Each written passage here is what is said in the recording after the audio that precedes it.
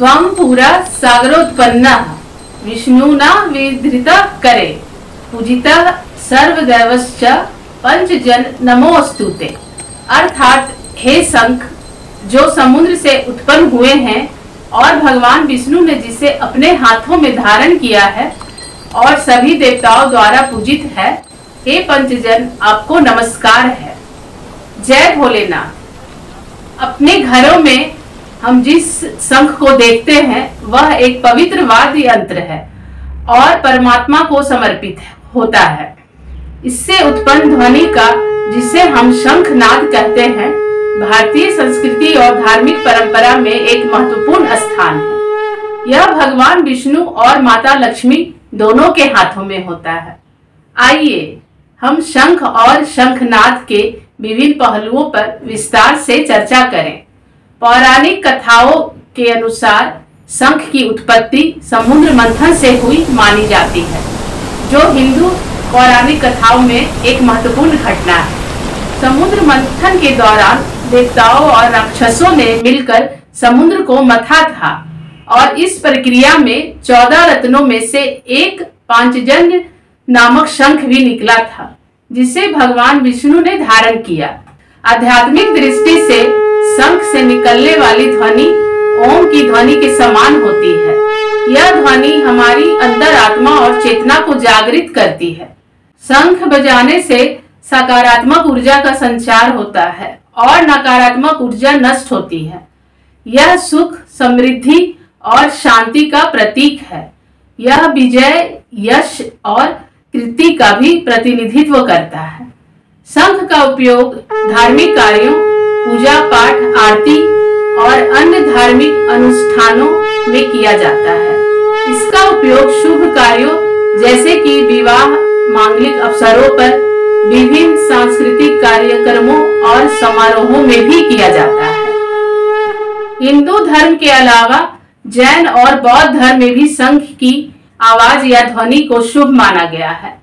पौराणिक मान्यताओं में श्री कृष्ण के पांचजन्य शंख की उत्पत्ति की एक दूसरी कहानी शंखासुर नामक राक्षस के मृत्यु से जुड़ी है। जब श्री कृष्ण और बलराम ने महर्षि सांदीपनि के आश्रम में शिक्षा समाप्त की, तब उन्होंने गुरु दक्षिणा के रूप में अपने मृत पुत्र को मांगा। तब दोनों भाई समुद्र के अंदर गए, जहां श्री कृष्ण ने शंखासुर नामक असुर का वध किया। उसके मरने के बाद उसका शंख खोल शेष रह गया, जो श्री कृष्ण ने अपने पास रख लिया। यही पांचजन्य के नाम से प्रसिद्ध हुआ। एक अन्य कहानी के अनुसार शंखचूड़ नामक एक शक्तिशाली राक्षस था, जो भगवान विष्णु का भक्त था। उसने ब्रह्मा से अजय होने का वरदान प्राप्त किया था। भगवान शिव ने देवताओं की प्रार्थना पर शंखचूड़ का वध किया। शंखचूड़ की हड्डियों से शंख का निर्माण हुआ। क्योंकि वह भगवान विष्णु का भक्त था, इसलिए विष्णु भगवान की पूजा शंख से होती है। लेकिन भगवान शिव का जलाभिषेक शंख से पूर्णतः वर्जित है।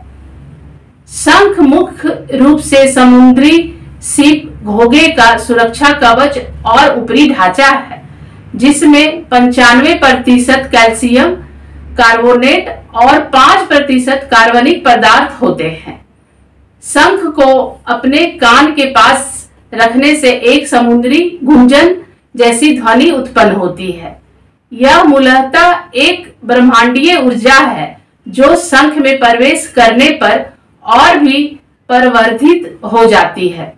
शंख के आकार और बनावट के आधार पर यह मुख्यतः 2 प्रकार के होते हैं, दक्षिणावर्ती और वामावर्ती शंख। दक्षिणावर्ती शंख का मुंह दाईं ओर खुलता है और इसकी कुंडलियों या चक्र वामवर्त दिशा में फैलते हैं। यह शंख मां लक्ष्मी का प्रतीक है, इसलिए दक्षिणावर्ती शंख को पूजा, धार्मिक अनुष्ठान और जलाभिषेक के लिए आदर्श माना जाता है। यह एक दुर्लभ रत्न के समान है और बहुत मुश्किल से मिलता है।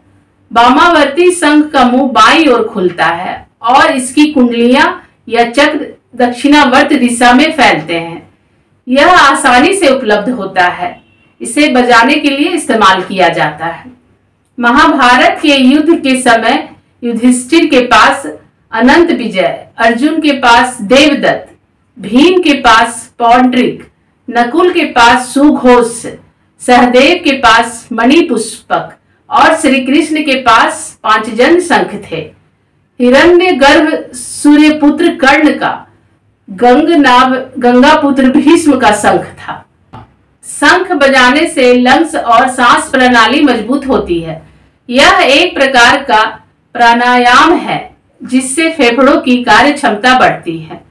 जिस शंख से आप भगवान की पूजा या जलाभिषेक करते हैं उसे कभी भी नहीं बजाना चाहिए क्योंकि वह जूठा हो जाता है, और जिस शंख को आप बजाने के लिए इस्तेमाल करते हैं उससे कभी भी पूजा के लिए इस्तेमाल ना करें।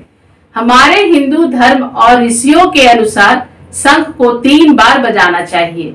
शंख को बजाने का सही समय सुबह का माना गया है। ऐसी मान्यता है कि दिन ढलने के बाद सभी देवी देवता विश्राम करने के लिए अपने शयन कक्ष में चले जाते हैं। ऐसे समय पर शंख बजाने से देवी देवताओं के विश्राम में बाधा उत्पन्न होती है, इसलिए दिन ढलने के बाद शंख को नहीं बजाना चाहिए।